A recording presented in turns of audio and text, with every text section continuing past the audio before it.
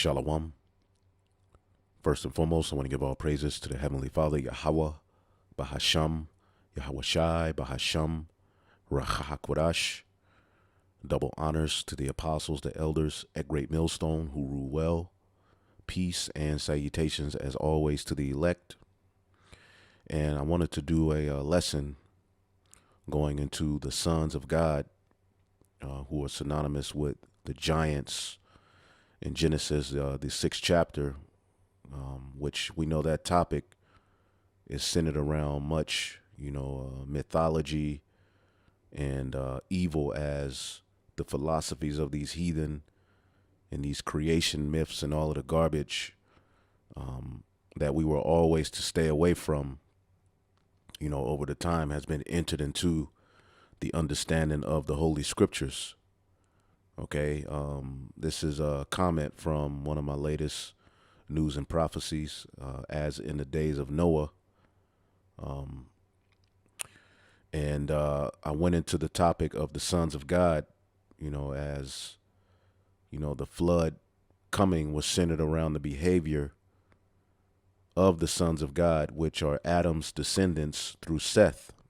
And that's what we're going to pretty much break down today, because it's hard for a lot of you Israelites to break, the notion of these ancient myths of giant Nephilim, Anunnaki, Greek gods, okay, angels, jumping down from heaven and coming down and having sex with women, okay, and all of that garbage that, many of us was studying, all right, before we got into this truth. And you have to wash and renew your mind from this garbage, because it has nothing to do with the Holy Scriptures. Now, this particular brother, I believe it's a brother here, Mitchie, left this message, okay, or this comment stating, just wondering, so if there were no Nephilim, what are all the bones that are being found all over the place of these giants? Okay, now, if you want to go into the study of giants, all right, that's on you. All right, now, what I will say is, before the flood, men were significantly bigger, all right, and of higher stature than us now. We're in a very, very low and weak state right now, as the earth is in a very destroyed state. As a matter of fact, let's get the book of 2nd Esdras, the 5th chapter, in the 52nd verse. All right, speaking of how the earth has waxed weak with age, and the earth is not billions and trillions of years old. Okay, but it says, say unto her, wherefore are unto they whom thou hast now brought forth like those that were before, but of less stature. All right, we're still men and women, we still have children, but we're of less stature. Okay, it says, and she shall answer thee, all right, that they that be born in the strength of youth are of one fashion, and they that are born in the time of age, when the womb felleth, are otherwise. Now, you can take that as the earth is likened unto the woman. Okay, you put seed in the earth.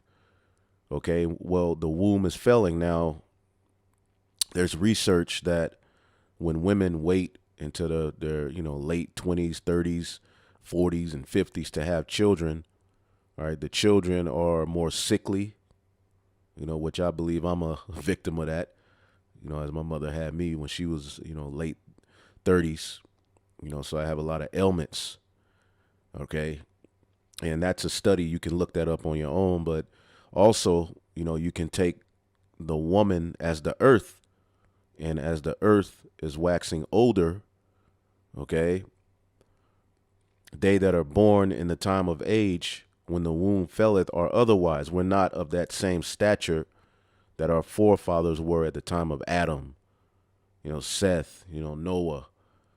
Okay. Remember, after the flood, eventually it would come to a point where we didn't live as long as we once lived. We started to pretty much wax weaker and weaker and weaker, all the way up to this point where the creation and the creature is groaning to be established back, all right, into that immortal, original state. So they that are born in the strength of youth are of one fashion. Okay, this is why in the ancient world they knew that women should have children, all right, around 12, 13, 14, all right, no later than 16, 17. Okay, that was how things were done back then, all right? And people may frown up at that, but, I didn't write history, okay? I'm just merely telling you how it was done. If you got a problem, take that up with the Lord, all right? I'm not the one who gives a woman, all right, her cycle at the age of 12, 13, and 14, which represents she's ready to bear children. Anyway, it says, consider thou therefore also how that ye, Ezra's, all right, at the time of the Persian Empire, all right, Babylon as well. When Babylon fell, we went back and rebuilt the temple. Ezra was more like a galvanizer. He was a preacher. He went out and preached to the people, to get them in the spirit to rebuild the temple. It says, consider thou therefore also how that ye are less stature than those that were before you, and so are they that come after you less than ye, as the creatures which now begin to be old have passed over the strength of youth. Okay.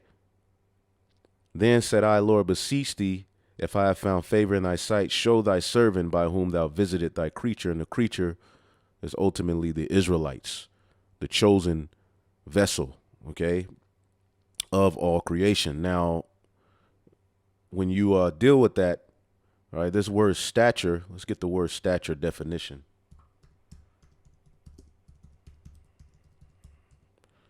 So to deal with, a part of your question, okay, yes, we were bigger before the flood. All right, you have to think of the pressure that was upon the earth, before the flood. Okay, you would, I did a research on it. Men would have to have been bigger. Okay, it was a whole different atmosphere. So to be able to deal with the pressure that was upon the earth before the flood, okay, and you can look that study up. I'm not going to go all into it. Men, women, animals, bugs, everything had to be bigger. Everything was bigger as it took in more oxygen. All right, we're in a very low state. Okay, so the word stature, natural height of a human or animal in an upright position. Okay, so yeah, animals, the bugs, plants, grapes, apples, everything was bigger, but we're living in a time where, all right, the strength of the earth is failing ultimately through the rulership of these heathen, and things are waxing weaker. So we're of less stature than our forefathers. So going back to this question, all right, just wondering, so if there were no Nephilim, all right, now I'm not saying there were no Nephilim. I'm telling you, and we're telling you brothers and sisters that are watching these videos, that the Nephilim, or the giants in the book of Genesis, the 6th chapter, are dealing with Adam's descendants through Seth, and that's what we're going to go through. Okay, what are all the bones that are being found all over the place of these giants? Now, if you want to study that, you can, but what we deal with here is the Holy Scriptures. So yes, men were bigger, okay, but what happens is a lot of Israelites try to bring in this creation myth and these great giants that were walking around the planet Earth, all right, who were half demon, half angel, half man, okay, which that makes no sense. Okay, half this, half that. No, you have men, okay, then you have animals, then you have the rest of the creatures in creation. You can't mix any of those, although Esau tries to do these things in his lab, okay, and the heavenly bodies were never made to mix, all right, with these earthly bodies. So you can't take a body from the heavens, all right, and come down to the earth and mix and create a master race of demons that survive the flood. That is BS, and the scriptures are not dealing with that. Okay, that is all mythology of heathens that has gotten, mixed in with the Holy Scriptures, all right, to create a whole bunch of pseudoscience and mythology that was never meant. And what happens is our people, as we get into Genesis, the 6th chapter, there's kind of like a disconnect. There's a disconnect to where you can't receive the truth of what this chapter is all about because you're so caught up in that mythology and knowing about giants and all of this stuff and angels coming down from heaven. All right. How does that help you, or how does that aid your understanding in this chapter? Okay. As the scriptures say, let's get that in the book of, let's see here. This is the book of Sirach, the 3rd chapter, in the 21st verse. It says, seek not out things that are too hard for thee, neither search things that are above thy strength. But what is commanded thee, think thereupon. Remember, we are Israelites and we have an origin story. Okay. If I was to ask you all who wrote the first 5 books, the majority of you wouldn't be able to answer. I remember dealing with a Jake who was trying to get all into these creation myths and all of this and that. And, the men were 5,000 feet tall at one point and this and that. But when I asked him basic questions about the Bible, he didn't know. So don't be one of these guys. Okay. But what is commanded thee, think thereupon with reverence, because a lot of you think the Bible in its purest form is boring. So you have to have these myths. You have to have these weird ancient philosophies to add to the Bible so that I don't know if it makes you feel more important or it makes you know. For it is not needful for thee to see with thine eyes the thing that are in secret. Be not curious in unnecessary matters. How tall were men in the ancient world before the flood? We can't give you in height. We can go into the Bible and show you that they were bigger. All right. But remember, when Moses received, these the first 5 books. Let's get it real quick. We'll go right back here. 2nd Esdras, the 7th chapter, or the 14th chapter, Salakia. That's what I'm looking for. Give me 1 second here. I'll just go back here. 1 second. This computer is acting stupid.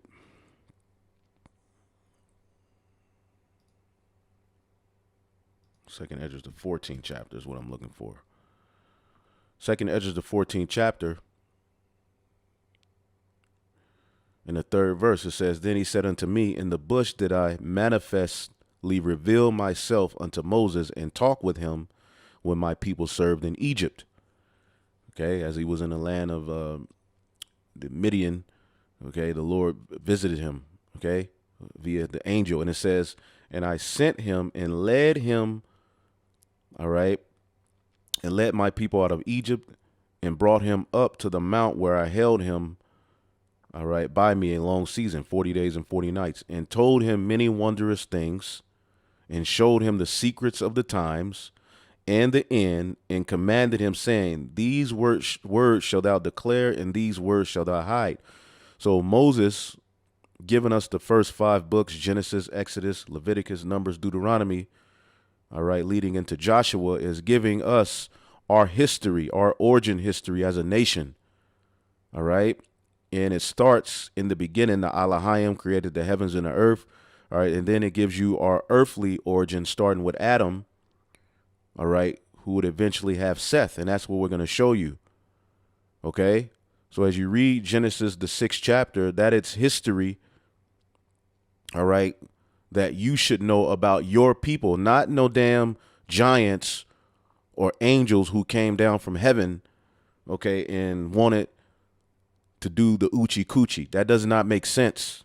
Spirits in the heavenly realm are not made to mix with physical human bodies on the planet Earth. Okay, that is an ancient myth that has nothing to do with the Holy Scripture. So as we go back here, okay, and give me 1 second. 2nd Esdras, the 3rd chapter. In the 23rd verse, it says, be not curious in unnecessary matters. And this is like a very, very hot topic of contention dealing with Israelites. When you deal with the NEPHILIM, that word is automatically tied to the Anunnaki and all of this garbage that has nothing to do with the Holy Scriptures. And if that's something you believe, I'm calling it garbage.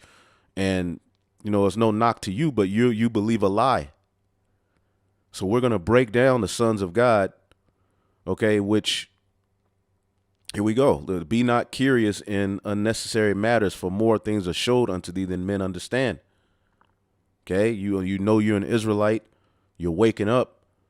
Okay, now, you know, you going into the history.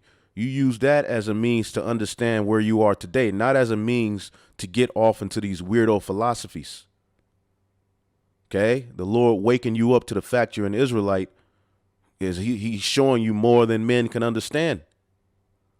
For many are deceived by their own vain opinion, and evil suspicion have overthrown their judgment. So here it is. We're breaking these scriptures down. And for years, every time we go into the sons of God, people want to bring in the giant, Nephilim, Anunnaki, and all of this mythology that goes along with these heathen myths and creation stories. And it has nothing to do with the Holy Scriptures. Okay. So if you want to get into all of that, we're not into all of that. Okay. The Holy Scriptures dealing with the sons of God in Genesis, the 6th chapter, are Adam's descendants through Seth, as we're getting ready to show you. Okay. And when you see the term sons of God, it's not always necessarily the angels in heaven. Now, if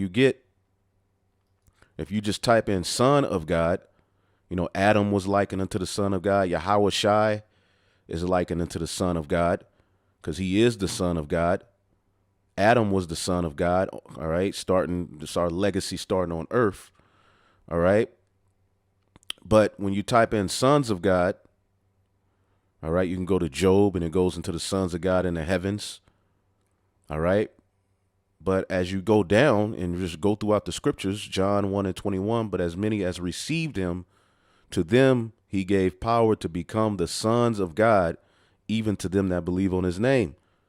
Okay, so it deals with obedience, which that's what the sons of God were to be, obedient to a particular way, starting with Adam. And that history is given in 2nd Esdras, the 3rd chapter. But it seems like Jake isn't interested in that history. Jake is interested in something more. And then you get caught out into these different philosophies and you never grow. So you're one that know you're an Israelite, but you're just deep beyond measure to the point where you're a bug out. You have many Israelites like that. Romans 8:14, for as many that as are led by the Spirit of God, they are the sons of God. Okay, Philippians 2:15, that ye may be blameless and harmless, the sons of God without rebuke, in the midst of a crooked and perverse nation, among whom ye shine as lights in the world. Okay, behold, what manner of love. And see, that's what Noah was. Okay, he was without rebuke in the midst of a crooked and perverse nation. Our nation, the Israelites, the chosen. Now, before we were called Israelites, we were known as the sons of God. Okay, which trickled down to the daughters as well. Okay, and we'll show you all of this in the Holy Scriptures, man, because we're going to keep pounding. All right, as you brothers and sisters that listen, you know this is one of my favorite topics. Okay, 1 John 3:1, behold, what manner of love the Father hath bestowed upon us, that we should be called the sons of God. See? Why? Because of our obedience. As a matter of fact, in the book of Hosea,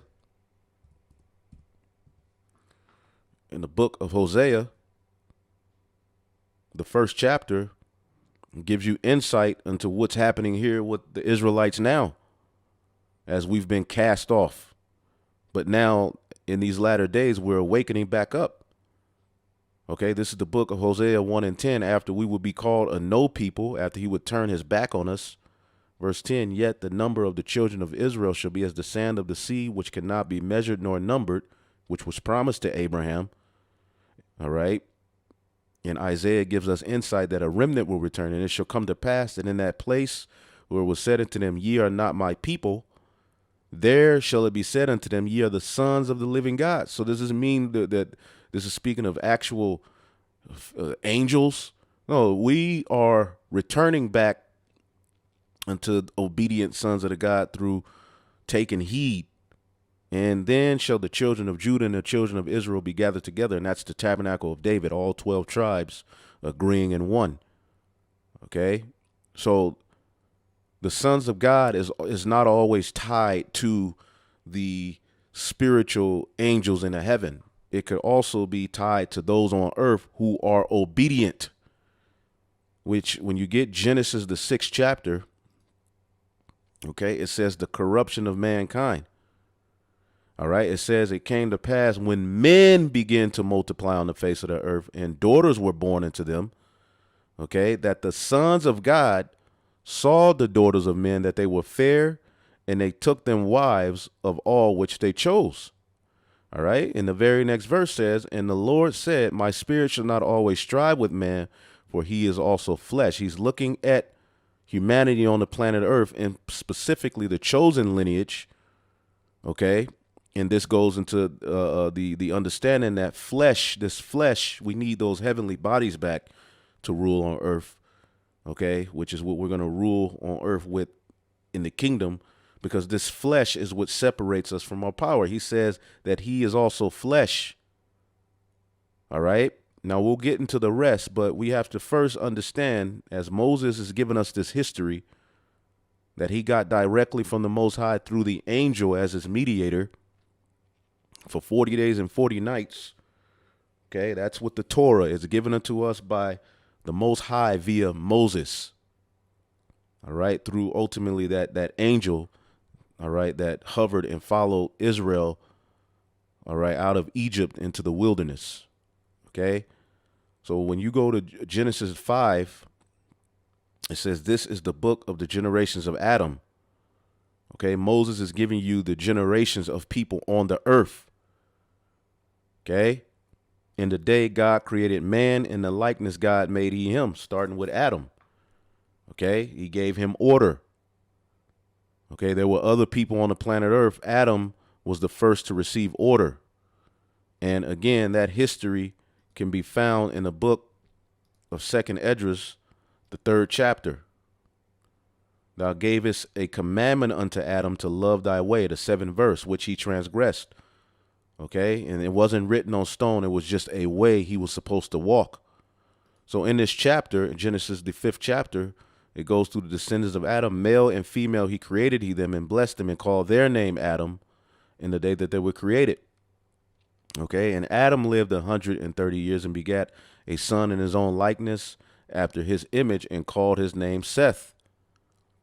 Okay, that's the focal point that we want to deal with. The sons of God, because Abel was slew, are Adam's descendants through Seth. Now it says, in the days of Adam, after he had begotten Seth, were 800 years, and he begot sons and daughters. So even Adam had other sons and daughters. Okay, Moses is giving you insight of particular men and what they represented. Okay, for our people. Remember, you're tracing your lineage back to Adam through Seth, all right, which ultimately, when you read the scriptures, would eventually through Noah, through Shem, through Arphaxad, lead up to Abraham, who had Isaac, who had Jacob, who had 12 sons. And we got to keep beating that point home so that you, all right, can get it instilled in your head, because Genesis, the 5th and 6th chapter, all right, pretty much is tracking the chosen lineage. Okay, that's why when you get the book of Chronicles, it mentions Adam, Seth, and Enos. All right, and then eventually you have these names that would lead to ultimately Noah, who had Shem, the chosen, Ham, and Japheth, who survived the flood, which would lead to verse 18 in 1 Chronicles, and Arphaxad begot Selah, and Shelah begot Eber, which is where we get the term Hebrew. See that? And then it goes on. It keeps following, and it goes all the way up to Abraham, or Abram, whose name was changed to Abraham. All right. Then the descendants of Abraham. All right. Abraham had Isaac, Ishmael, and he had other sons. All right. But the chosen would go through Isaac, who had Jacob, man. Okay. So going back here to Genesis, the 5th chapter. Okay. Note all of this lineage through Adam, through Seth. Okay. Note it always says, all right, then you have Enos. And what happened at the time of Enos? Men began to call upon the name of the Lord. Okay. This is what you should be more worried about. All right. Other than giants, man.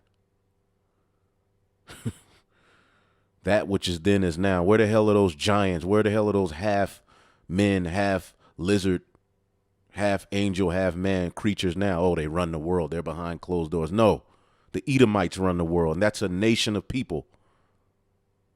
All right. Whose lineage can be tracked in the Bible. From a man land with a woman. Anyway, Seth lived around 105 years and begot Enos. And Seth lived after he begot Enos 800 years and 7 years, and he begot sons and daughters. See, all of these men had sons and daughters, and you don't know their names. All of these, and these are the lineage of Adam through Seth, the sons of God. They all had sons and daughters, so there was a lot of them multiplying in the planet Earth. Okay, and as you get all the way down, you get to Enoch, who we know was beamed up. He had Methuselah. These are notable names, but they all had sons and daughters, and the sons and daughters eventually would have sons and daughters. Okay, but the one thing, this lineage, that what separated this lineage from the other lineages on the planet Earth is that they were to be the ones that kept to the ways of righteousness and showed the heathen how to live. But because of disobedience, they fell. So remember, all of these men had sons and daughters. Okay. And then eventually you see Noah. He comes from that lineage. Okay. So all of these sons and daughters of these particular men you see being listed. All right. Notice you don't see any of the names of the mothers, because our lineage, or all lineages, are tracked through the fathers. Okay. So you see Noah pop up here, and that leads us into Genesis, the 6th chapter. Okay. Here it is. Moses is giving you the lineage of Adam through Seth. He also gave you in chapter 4 the lineage of Adam through Cain, okay, who was of that wicked one. Just as Isaac had Jacob and Esau, Cain had Cain and Abel, and then eventually Seth. Okay, so you mean to tell me all of these descendants of the men we just read about, who were having sons and daughters in Genesis, the 5th chapter, all of a sudden disappear, and the Lord, all right, used Moses to tell you about some damn fallen angels who came to the earth and slept with women? No, it's still speaking of that lineage. Okay. Now we jump into chapter 6. And it came to pass, when men began to multiply on the face of the earth, and daughters were born into them. All right. Because all nations were multiplying, not just the chosen lineage, but the Bible tracks the chosen lineage, and it also tracks Cain's lineage. But there were other nations around as well. Okay. And we know Cain's lineage were wicked. Okay. It gives you their lineage in Genesis, the 4th chapter. They were there as well, having sons and daughters. And what happens when Israel gets mingled among wicked? They start to take on their customs. So it came to pass, when men began to multiply on the face of the earth, that and daughters were born unto them, the sons of God saw the daughters of men, all right, the heathen nations, that they were fair. Okay. And they took them wives of all which they chose. Let's read this in the NLT. Okay.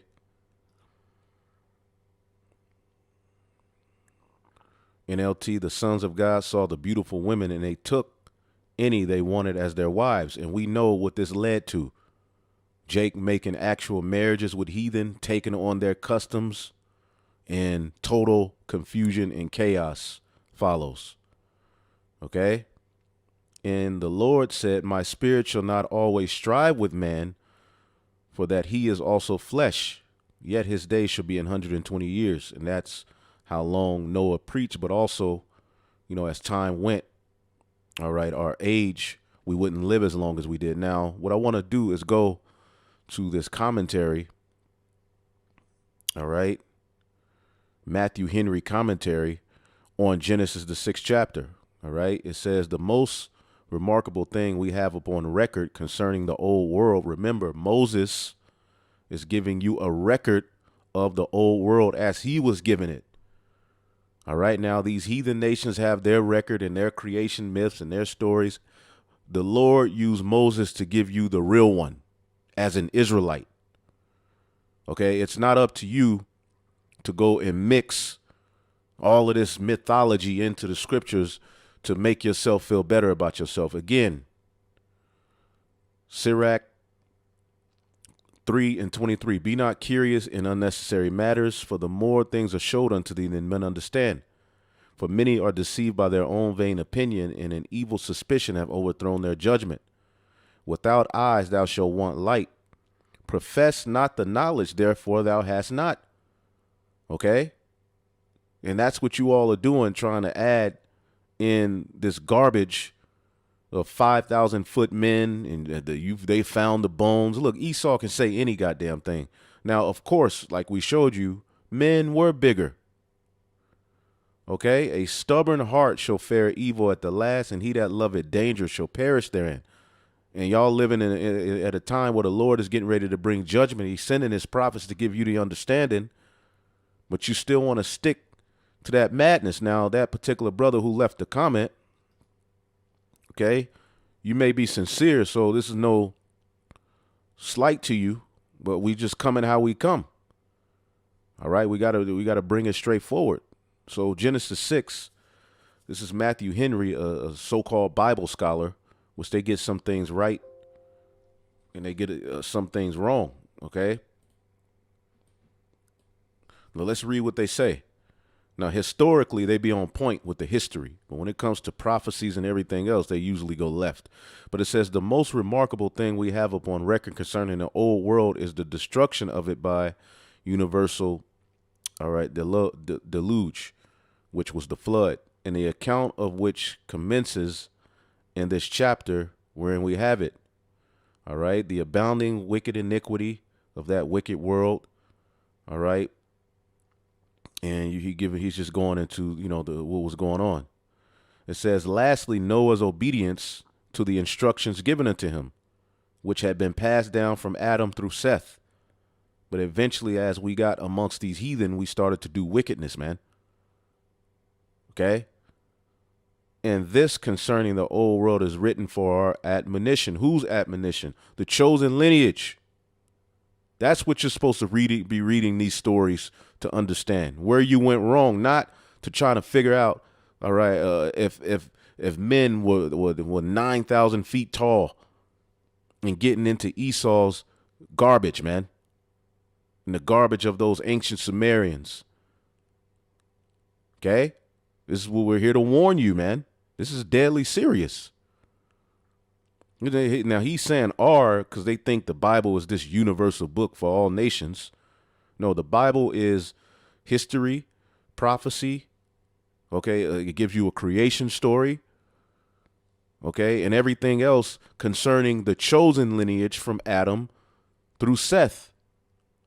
Okay, now the heathen nations have their stories and creation myths, which some of the history is accurate, but it's not according, all right, to the chosen lineage. They give their perspectives, and what Jake does is you go into those things, which many of those things are in the book of Enoch and Jasher and a bunch of other garbage, okay, which, again, we do have writings that ultimately are not in the Bible, okay, We understand that. We teach and know that. Again, we just read that there were particular things Moses didn't record for us to have. But he saw it. He heard it. It was given unto him, but he didn't give it to us. We have what we need, all right, to be justified by faith. Okay? So Noah's obedience during a time of the sons of God, which we read about, doing wickedness is what you need to be worried about. And you got to try to be in that spirit now, because Noah is likened unto the remnant. Okay? Let's get that in the book of Sirach, the 44th chapter. We'll get into the stories. Just want to, hey, you know how I do it. Just laying things out.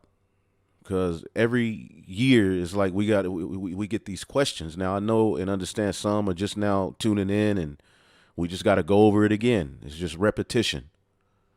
All right, Sirach 44 and 17. All right, it went to Enoch, which he was of the lineage of the sons of God. When we read Genesis, the 5th chapter. All right, remember there was also an Enoch in Cain's lineage. That's not the same as the Enoch, okay, in Seth's lineage, going back to Adam. It says, Noah was found perfect and righteous, and in the time of wrath he was taken for an exchange for the world.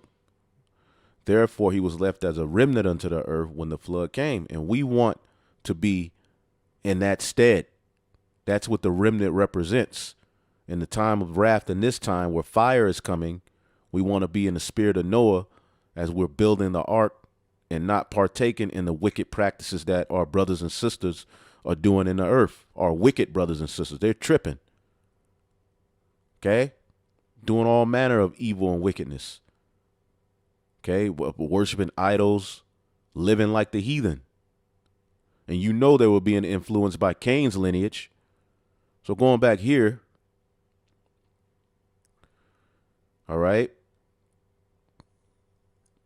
So Noah's obedience and this concerning the old world is written for our admonition, all right, our warning upon whom the ends of the new would have come, all right. And see, we deal with it according to the chosen lineage. All right, now I'm gonna just jump to the point. Okay, it says number 2, he's given, particular history and, but here it says mixed marriages, which when we go to the history of Jake, the Israelites, okay, marrying amongst the heathen has always been our downfall. All right. And there's a difference between a wife and a concubine. Jake would take the heathen and try to make them wives, where you join households. All right. This is why you are to marry amongst your own for inheritance purposes. Heathen have nothing to do with inheritance purpose amongst our nation. Now, under us being established, we can, tell the heathen, you go here, you go there, but they ain't supposed to be linked with us to the point where they're God's forward. Okay. And they start to, be joint. And that's what Solomon did. That's what the Israelites did at the time of Nehemiah and Ezra, where they were raising their children and they weren't even speaking Hebrew. They were speaking of the language of the heathen, going too far, tripping. And they were told to put away, all right, those wives and children, because it was deadly serious to get in order. So mixed marriages, the sons of God, and that which is then is now. So what we see happening with the sons of God, we can see happening with the Israelites in various different captivities. Solomon is one of the most notable examples, building temples to the heathen gods. Okay. So he would have a marriage, and Molech would be joined unto the God of Israel. That's where confusion comes in. And we have a history of that. Okay. Mixed marriages, the sons of God, that is the professors of religion who will call by the name of the Lord and call upon that name. The sons of God are ultimately the chosen lineage, the Israelites, before they were called Israelites. Israelites means, all right, prince of the power is really pretty much the same thing. Sons of God. Catch on. You see sons of God and you automatically think angels in the heaven came to the earth, which the spirits in the heaven did eventually come to the earth, but that was through a man and a woman having sex. And those spirits came to the earth and they were supposed to rule under Adam. But here's the point. It says, marry the daughters of men, that is, those that were profane and strangers to God and godliness. The posterity of Seth, see, did not keep by themselves as they ought to have done, both the preservation of their own purity and in detestation of the apostasy. See, they went off. What is apostasy? Let's look it up. Goodness gracious, man. We're going to look up apostasy. Apostasy is what was going on with the sons of God. You all just don't get enough of this whole, the Anunnaki, and that Dabu 7 spirit. Apostasy is the abandonment or renunciation of a religious or political belief. Now, for years we were saying the Lord didn't give us religion, but we do have a religion. A religion is pretty what you religiously do. We were given ways of righteousness according to the law, statutes, and commandments. Okay? And that was given to Adam first. Renunciation of belief, but abandonment of a belief, which when you go into the history of the sons of God, as we'll get in 2nd Esdras, the 3rd chapter, starting with Eve, then eventually Adam, which that was symbolic ultimately too of the church, which would be the sons of God, going off, okay, and not following after their husband. As Paul tells us, I have espoused you to one husband, okay? So the apostasy with the lineage and posterity of Seth is what is going on here in Genesis, the 6th chapter, okay? And I looked up articles on it, okay? And there's others who bring out the same thing, okay? I never really looked it up like that outside of this commentary years ago, I remember, all right? But we learned this through our apostles and elders that the sons of God, all right, were the sons of Seth, all right, going back to Adam's lineage through Seth. You see? But, over the years, we started to look into it, and then we see even the particular scholars know and understand this. Okay? And as you can see, the descendants of Seth as the sons of God. There are at least a few people who believe that the reference of the sons of God in Genesis is a reference to the righteous descendants of Seth. See that? Yahweh Shah refers to his followers as his brothers and sisters and as sons and daughters of God.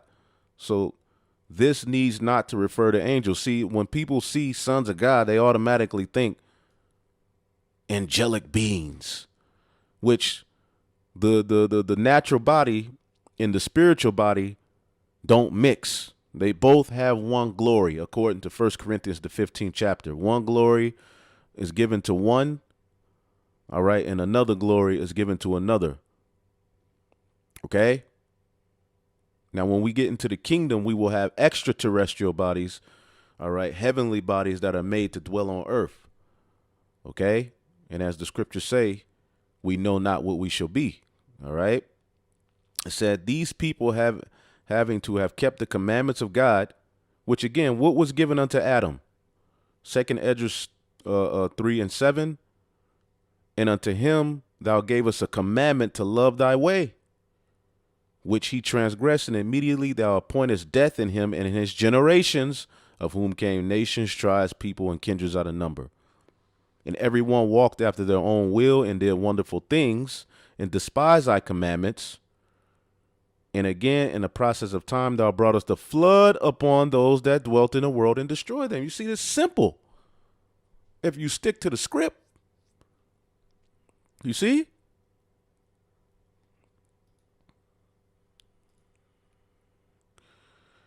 These people having kept to the commandments of God, having abstained from the wantonness of lust of the descendants of Cain. See, that's another thing. People don't understand the descendants of Cain, which was the wicked one. They were the Edomites of their time. So what you see Esau doing now, Cain and his lineage were doing back then.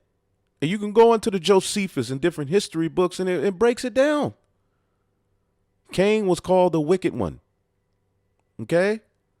They were there. You can keep reading this. All right? But I just found this article today, and he's going into it.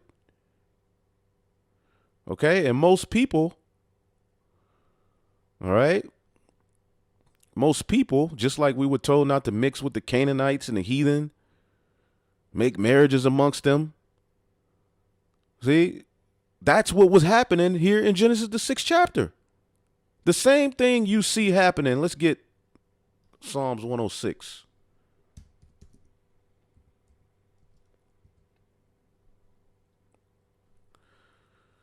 Psalms 106.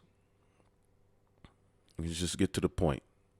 In 35. But were mingled among the heathen, and learned their works, and served their idols, which were a snare unto them. And they sacrificed their sons and their daughters unto devils, and shed innocent blood, even the blood of their sons and daughters, whom they sacrificed unto the idols of Canaan. Remember, we were told not to deal with those Canaanites.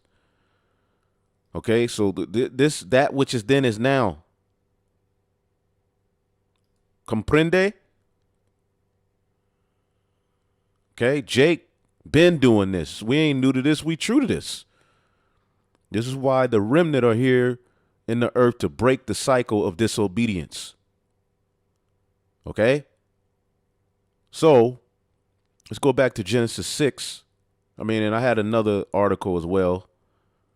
All right, the sons of God or sons of Seth, an examination of the NEPHILIM, which people, that NEPHILIM thing, boy, you just know it's a blue giant, okay, with a tattoo.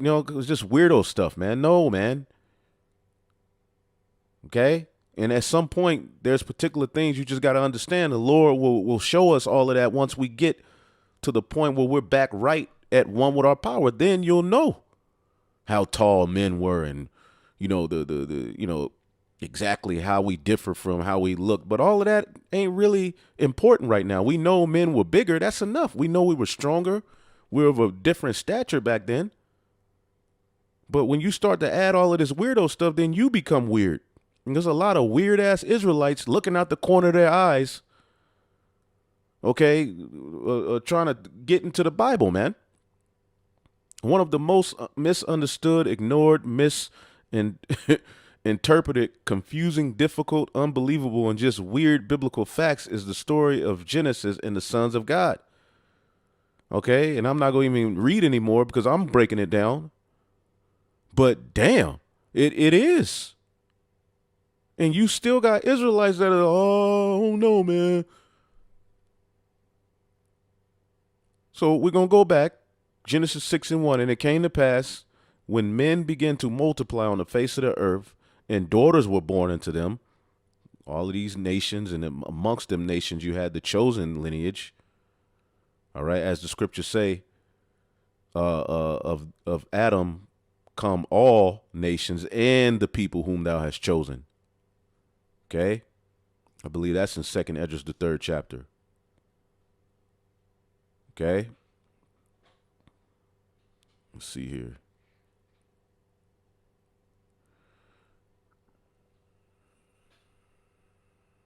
Let's see here. 2nd Esdras, maybe 6.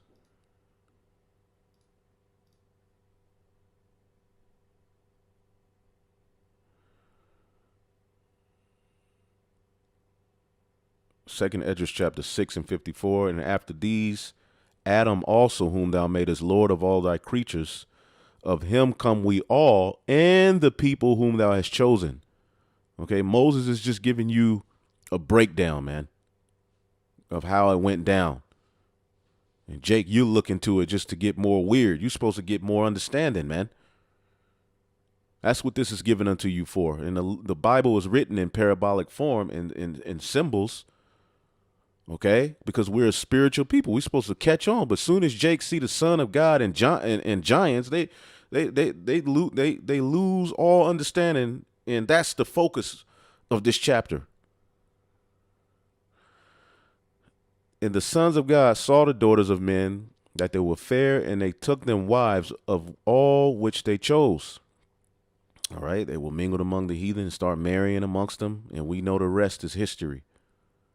Okay, Solomon is a great example of what we were doing, tripping. Okay, rebelling against the commandments, and the commandments were oral back then, were we reading.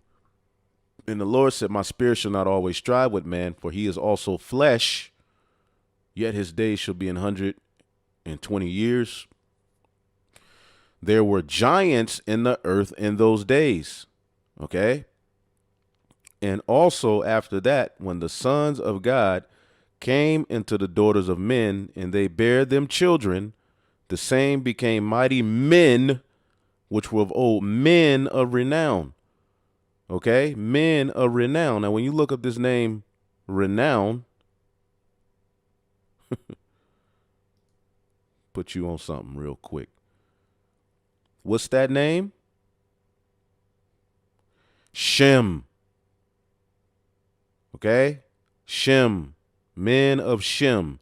Name, reputation, fame, glory. Memorial, monument, the chosen people of the Lord, which are likened unto a monument unto this day. Okay? Shem, all right, was the heavenly father tracking that chosen lineage, which would lead to our Faxad, which would eventually, on down the line, Eber, Peleg, and eventually Abraham, whose father was Terah. That's what the Bible is talking about. Okay, men of reputation, men of fame. Okay, and it also means name. Shawam, to be appointed. Okay, to constitute the fashion of his hands. But we failed because of the flesh. And ultimately, the Lord made us subject to vanity so that the story can be what it is. Okay. So there were giants in the earth in those days. Okay. We're going to look up the word giant. Okay. Now, yes, we were bigger, but it's more so our reputation and who we were. We were like the giants of that day. But it also, giants, Nephilim, when you go to the root word, all right, Paul, it just means to fall. Okay, as I put the scripture to this brother, okay, because the question again is just wondering, so if there is no Nephilim, see, now we're not saying there were no Nephilim, okay, there were the Nephilim, okay, but it's not according to that garbage that has been synonymously linked with it over the years. Just wondering, so if there's no Nephilim, which Nephilim is this word. That word, all right, comes from what we're reading here, Nepal. Nepal, all right, to fall, to be inferior to. We chose inferior ways. We fell away from the righteous way. And the scripture I left, all right, here's my answer. Men were bigger before the flood. But the Nephilim in Genesis 6 are talking about the descendants of Adam through Seth who fell away. If you want to get into the study of giants, then you can do that. That's on you. All right. But we stick to the scriptures, and here's the history. And I posted, all right, second Esdras from the NSV, and we're going to read that as well. But here's another scripture I gave him, second Esdras 7:48. O thou Adam, what hast thou done? For though it was thou that sinned, thou art not fallen alone, but we all that come of thee. See, we all that come of thee is tracked in the Holy Scriptures through Seth, because Abel was slew. Okay, that's how the sons of God are tracked, through Seth, Okay, and eventually through Noah, who had Shem. Okay, which is of that lineage. If you put the pieces together.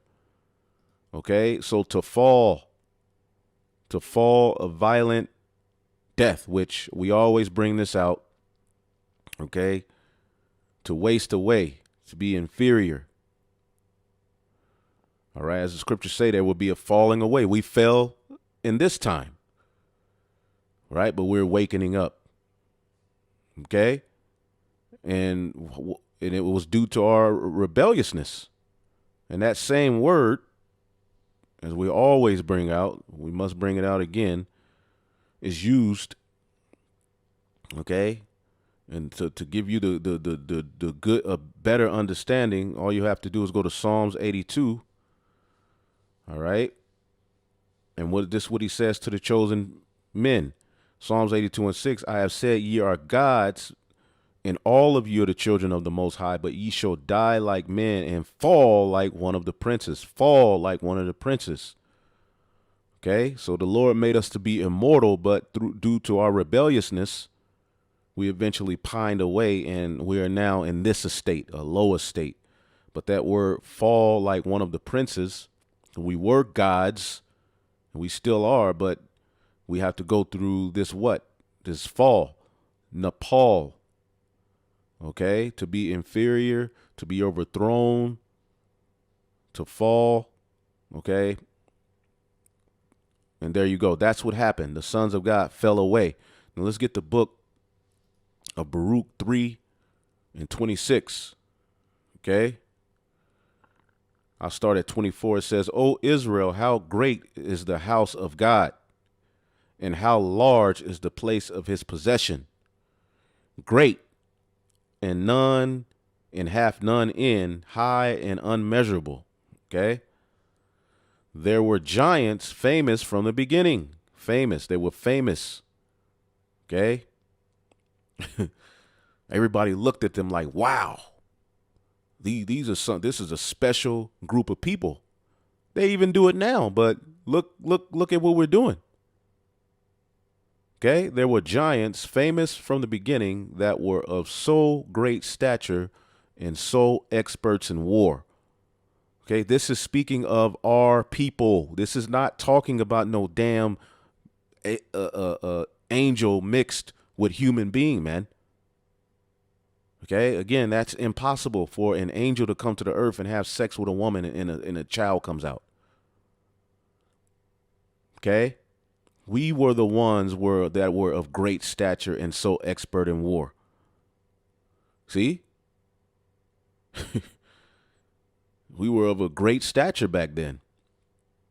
Okay, and when it describes Yahushua in the book of Second Esdras, as he saw in a vision crowning the elect, it talks about how Second Esdras 2:43, in the midst of them there was a young man of high stature, taller than all the rest. So we're going to return back to how we were supposed to look, but it's going to be an extraterrestrial body. We're going to rule, all right, in our heavenly bodies on earth. So it's going to be extraterrestrial. And we've never done that as a nation, ruled in our heavenly estate on earth. Okay. See, this flesh is what separated. So going back here, remember the Lord said they are but flesh. I can't dwell in them fully with that flesh. There were giants famous from the beginning. Moses gave you that history. Baruch is giving you that history, that were so great stature and so experts in war. The Lord did not, all right, those did not the Lord choose, all right, to get it perfect, neither gave he the way of knowledge unto them. Remember, the creature was made subject to vanity. Just get that. Hopefully this is making sense. And hopefully, you all can send this to your NEPHILIM friends who believe in, all of these myths. Okay? And look what this guy says. After years of studying many different religions and myths, I am led to believe that most of what I have learned has too many similarities to another that one cannot wonder if all originates from the same source. You see, when you take that mindset, you start to mix and mingle all of these philosophies, and now you're on our comment board. All right. And I'm not talking to that brother, but we've received some comments about this topic that are far out. And you become far out to the point where you ain't on earth no more. You ain't dealing with reality. Okay. And we broke down how a lot of these myths are parallel. You know, you even have the myth of Osiris and Ra. You even have the myth of Semiramis Tammuz. And what people try to say is that the story of the Messiah being born was stolen from those, which no, that's not true. And I got a lesson going into that. Okay. If you need that lesson, just ask. But it was recently loaded too, so shouldn't be hard to find. As a matter of fact, the name of that video is, let's see here. Yep, here we go. They preach another savior. We preach the correct one. And I'm going into history on how some of these myths and things were eventually added to the Bible, because from the beginning, a child that was going to be born to restore the chosen seed to righteousness was already talked about. A lot of people think that Yahweh Shai just pops up in the New Testament. Well, he's actually spoken about all over the Old Testament, even in the Torah. Okay? So going back, okay, Baruch 3:26, there were giants famous from the beginning that were of so great stature and so experts in war. Those did not the Lord choose, neither gave he the way of knowledge unto them. Okay, and that goes into what we were going to look up here. Romans 8:20, for the creature, all right, which people, when they think creature, they just think the creature just means a living being. Okay, the chosen creature comes from Adam through Seth, which would eventually lead to the Israelites being established, 12 tribes. For the creature was made subject to vanity, not willingly, but by reason of him who have subjected the same in hope. Because in this time we will be justified by faith, the faith of Abraham, which he was of the sons of God. He was of that chosen lineage, which would be as the sand of the sea in the latter days. So the creature was made subject to vanity. We were made subject to this because the Lord could have made it to where we were perfect from the beginning. Okay? Against its will, all creation was subjected to God's curse, but with eager hope. All right? And that's really speaking of the chosen, the sons of God, man. Okay? Adam. All right? Because we didn't want to go off, but that's how the Lord wrote the story. Because the creature itself shall be delivered from the bondage of corruption, this flesh, into the glorious liberty of the children of God, where will be in us. We will have the law, statutes, commandments in our inward parts. We won't sin. We won't go off. We will be above the heathen. This is what the Bible is talking about, man. Hopefully this is making sense. Okay? Give me 1 second here. Oh, Edomites are through. He ain't got it, boy. All right. All right. Baruch 3:27. Those did not the Lord choose, neither gave he the way of knowledge unto them. But they were destroyed because they had no wisdom and perished through their own foolishness. See that? And perished through their own foolishness. Just type in giants here. I always do this.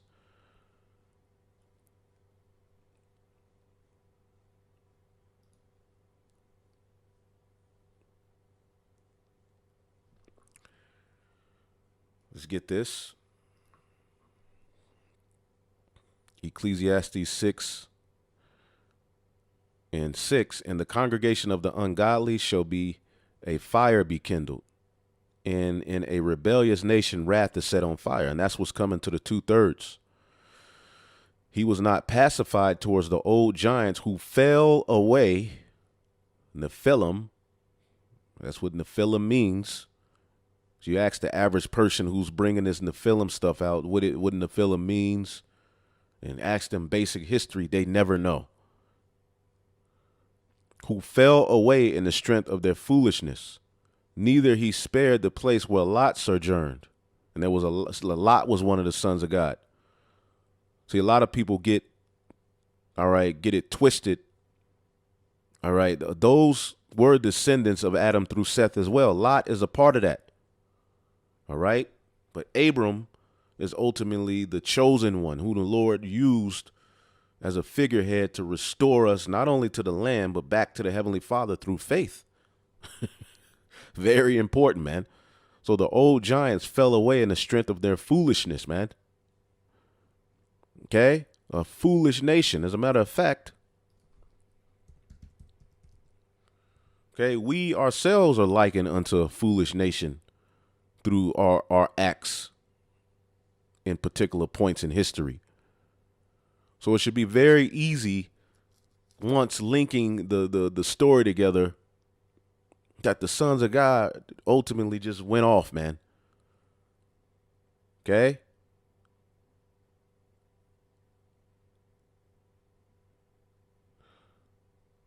So foolish was I. Yep. Proverbs 9:6. Forsake the foolish and live and go in the way of understanding. They weren't doing that back then. And we weren't doing that in this time. The remnant doing that, though. Okay? I mean, there's various scriptures. Jeremiah 5:21. Hear now this, O foolish people, and without understanding, which have eyes and see not, which have ears and hear not. Jeremiah 10:8. But they are altogether brutish and foolish. All right. The stock is as a doctrine of vanities. That's what our people have took on. The doctrine of vanities. Okay. Even in the New Testament. In Rome, what were we doing? Because that when they knew God, they glorified him not as God, neither were thankful, but became vain in their imaginations, and their foolish heart was darkened into the abyss. Like Dabu 7. Y'all better stop listening to that garbage. Y'all got to learn how to pick out the meat and leave the bones where they are, man. Romans 2:20, instructor of the foolish. That's the Gentiles that were coming in, were coming out of that idol worship.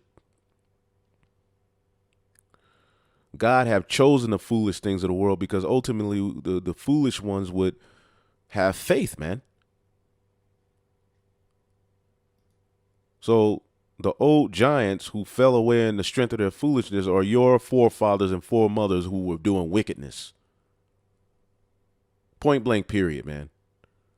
And we go finish it off in the book of 2 Esdras, the 3rd chapter. All right, and this is Wisdom of Solomon 14, which this chapter deals with what? You know, the idols. Okay, Wisdom of Solomon 14:5. Nevertheless, thou wouldest not that the works of thy wisdom should be idle, and therefore do men commit their lives unto a small piece of wood, and passing the rough sea in a weak vessel are saved. All right, that's Noah and them. Okay, why did the flood come? For in the old time also, when the proud giants perished, all right, the hope of the world governed by the hand escaped in a weak vessel, left to all ages a seed of generation. And ultimately that would be through Noah. But the proud giants, okay, when you read it, pretty much verse 11, therefore even upon the idols of the Gentiles shall there be a visitation, because in the creature of God they are become an abomination and stumbling block to the souls of men, and a snare to the feet of the unwise. For the devising of idols was the beginning of spiritual fornication, and the invention of them the corruption of life. You see, we were corrupted by these idols and by these various different practices, which is why when we got amongst these heathen, the Lord would always make it a point to say, look, Let's get it. What did he say?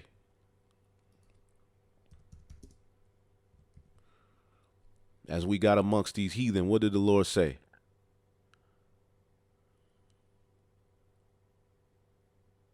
Deuteronomy 12 and 21. When the Lord thy God shall cut off the nations from before thee, whither thou goest to possess them, and thou succeedest them, and dwellest in their land, which it was our land from the beginning. Remember, Melchizedek was the king of Salem, Jerusalem. All right, even though we had heathen ruling there, that land belongs to him, and we're going to be joint heirs with him in returning to that land. Okay? Take heed to thyself that thou be not snared by following after them, after that they be destroyed from before thee, and that thou inquire not after their gods, saying, how did these nations serve their gods? Even so will I do likewise. And this is what happened when Jake took on the knowledge of evil, ate of that fruit and philosophy that led to us falling, man. Thou shalt not do unto the Lord thy God. For every abomination of Yahweh, which he hated, have they done unto their God. So if you're calling on Jesus Christ, if you're mixing all of these idols and different philosophies into the scriptures, you're going off. Okay? You got to stick to the script. Okay? You got to stick to the script, man. Okay? So we're going to end it. Okay? And we're going to read this out of the RSV version of the Apocrypha. Okay? I'll start at 2nd Esdras 3 and 30. This is Ezra, our forefather, okay, of the tribe of Levi. Okay? At the time the Babylonians, destroyed the temple. All right, he was used as one of the ones who went out and preached to the people as eventually we were given a decree to go back and rebuild the temple. Okay? It said, my spirit was greatly agitated, and I began to speak ancient words to the Most High and said, O sovereign Lord, all right, didst thou not speak at the beginning when thou didst form the earth, and that without help? Okay? And didst command the dust, all right, and it gave thee Adam a lifeless body, all right, because at one point Adam didn't have the understanding. At one point, all right, because Adam had a mother and a father, he tells you that himself, all right, that when he got Eve, man shall cleave to his wife and leave his mother and father, or father and mother, all right, but there was one point before the breath of life was breathed into Adam, okay, that he was just, all right, living. He was alive, but he wasn't living, if you get what I'm saying. To live is to truly have the knowledge, wisdom, and understanding. Okay, it says, yet he was the workmanship of thine hands, okay, and thou didst create and breathe unto him the breath of life, which is the understanding. He gave him instruction. He gave him the laws. And he was made alive in thy presence. See, he was living, okay, but he was made alive once he got that understanding. And thou didst lead him into the garden which thy right hand had planted before the earth ever appeared. All right, because we were made to rule on the earth. Okay. And it says, and thou didst lay upon him one commandment of thine, but he transgressed it, and immediately thou appointest death in him and for his descendants. Okay. Now, of course, humanity fell, but the Bible is tracking the chosen lineage. Okay. The creature in whom he gave the laws. Okay. Starting with him, and then it was Abel who was slew, then Seth, then who had Enos, and then began men to call upon the name of the Lord. Okay. From him there sprang nations and tribes and people and clans without number. Okay. And it's still speaking of the chosen lineage. Even Jacob, it was told, look, Kings and many nations are going to come out of your loins. Did all of the heathen nations come out of Jacob's loins? No, only the Israelites. Okay? And it says, and every nation walked after its own will and did ungodly things before thee and scorned thee, and thou didst not hinder them. All right? The creature was made subject to vanity. But again, in its time, thou didst bring the flood upon the inhabitants of the world and destroyed them. And the same fate befell them as death came upon Adam, so the flood upon them. But thou didst leave one of them, okay, them, Noah with his household, and all righteous who have descended from him. Okay, Noah was of that lineage.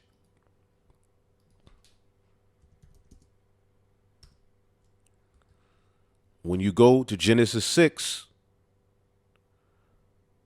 Adam's lineage is traced and tracked, and it leads to Noah, who the Lord told what?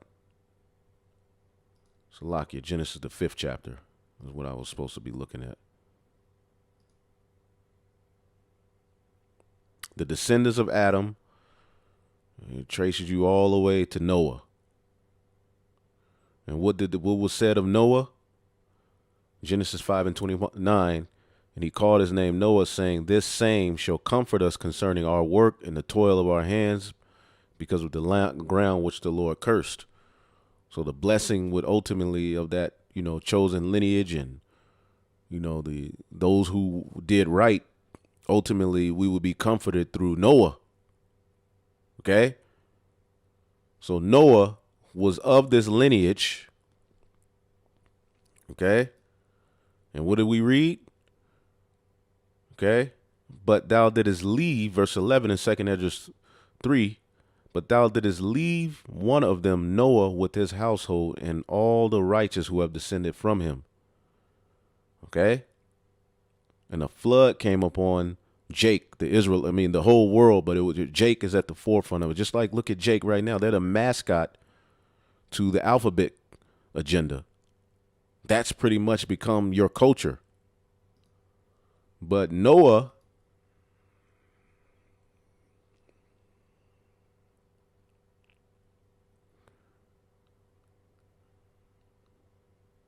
Genesis 6 and 9, these are the generations of Noah. Noah was a just man and perfect in his generations, and Noah walked with the Most High.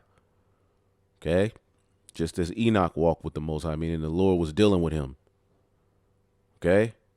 So all the corruption that was going on, okay, Noah of his family, okay, Genesis 7 and 1, and Noah said, and God said unto Noah, Yahweh said unto Noah, come thou and all thy house into the ark, for in thee have I seen righteous before me in this generation. Heavy. All right. So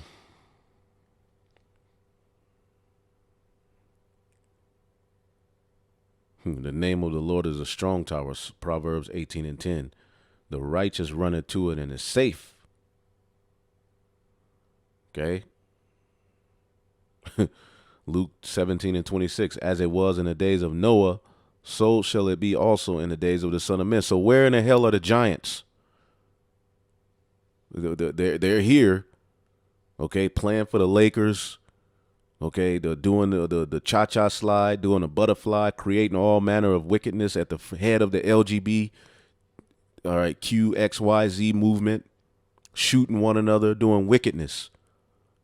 Not listening to the ones who are coming in a lot of Noah, okay, the ones who are out on the highways and the byways. And how in the hell can you drown a demon, an angel comes onto the earth, has sex with women, then they're flooded and drowned out? But according to Elder Rakab of GOCC, no, they didn't get flooded. They held on to the boat and survived.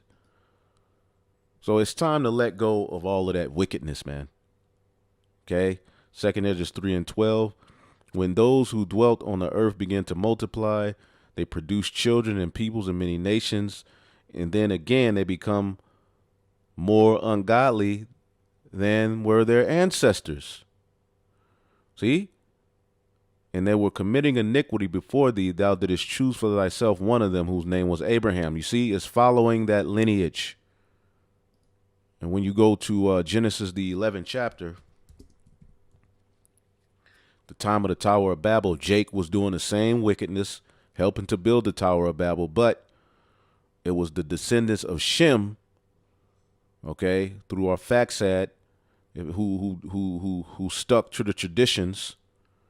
You know, Eber is where we get Hebrew, the language and legacy from the past, continued through him, through Peleg, and eventually there was another falling away here at the time of Nahor, which means to sleep or snore, all right, and then Terah, which we know according to the book of Joshua 24, okay, Joshua 24, what do we know about Terah, which was Abram's father, or Abraham's father? Let's get that in the book of Joshua 24, and we'll end it off because the point was made. Okay, this is Joshua 24 and 1. And Joshua gathered all the tribes of Israel to Shechem and called for the elders of Israel and for their heads and for their judges and for their officers, and they presented themselves before God. And Joshua said unto all the people, Thus saith Yahweh, the God of Israel, your fathers dwelt on the other side of the flood, all right, even Terah. All right, now when you look this up, it's really talking about on the other side of the Euphrates River, because they were born in Ur of the Chaldees. Look this up. NLT, Joshua said to the people, This is what the Lord, the God of Israel, says. Long ago your ancestors, including Terah, the father of Abram, and Nahor, lived beyond the Euphrates River, and they worshipped other gods. See, that is what this history is going into. It's still tracing that lineage. And it's interesting that when you look up the Anunnaki, okay, it takes you back to that very region where Abram was born, who would eventually become Abraham. He was born in Ur of the Chaldees. That's Sumeria. Okay? So the same gods and deities and weirdoism that empire, okay, took on, ancient Babylon, okay, the Tower of Babel, that's all in this same region where this Anunnaki mess started. The Anunnaki are believed to be immortal ancient gods that inhabited the earth during the Sumerian time in Mesopotamia. The true, all right, gods are the chosen lineage, and we were made to be immortal, but through death, all right, we waxed weaker. But as you can see, okay, because that's where, as we were just reading in the book of Joshua, okay, they dwelt at the river Euphrates, man. They dwelt over in that region. Okay? Ur of the Chaldees. That's where ultimately Abraham was born, but he was born learning of the idols of that, landmass, the idols of that time. That's why it says Terah served other gods, and the Lord took Abram and separated him from that. That's what's happening to us. But as you can see, the very same gods, the Anunnaki and all of that stuff, is what's being linked to the Bible now by Jake again. Okay? And they link it to aliens and fallen angels, and it becomes endless. All right? And then you start tripping. So that which is then is now, even in that sense, that Jake is bringing back those idols in weird myth stories of the ancient Sumerian Empire, which is Babel. What does Babel mean? Confusion. So the sons of God were of that lineage, which were born through Adam and Eve. Okay, they did not fall from the heavens and go through the planet Earth, and now eventually, there's this master race of demons who survived the flood. No, stop with that garbage. Again, stop linking the Anunnaki and all of this garbage to the Bible. It is not doing you any good, and you're not learning the truth of who you are through that. So we'll leave that there, and hopefully y'all were edified. On to the next. Shalom.